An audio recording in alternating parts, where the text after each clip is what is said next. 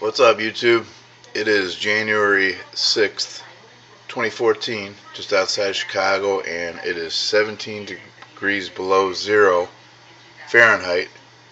That's not with wind chill or anything, that's the normal temperature, 17 below zero Fahrenheit. And today I'm going to demonstrate a little experiment of mine. When it's 10 below or colder, I don't know what the actual temperature is, but if you throw boiling water up into the air in 17 below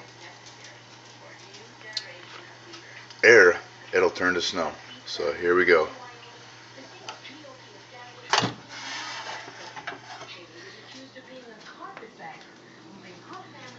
Here we go. I'm going to set down the phone for 1 second while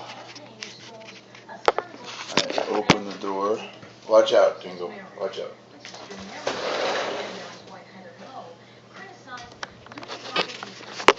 It is cold out. Here we go.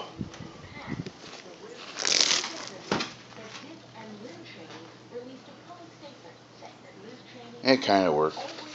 Oh well.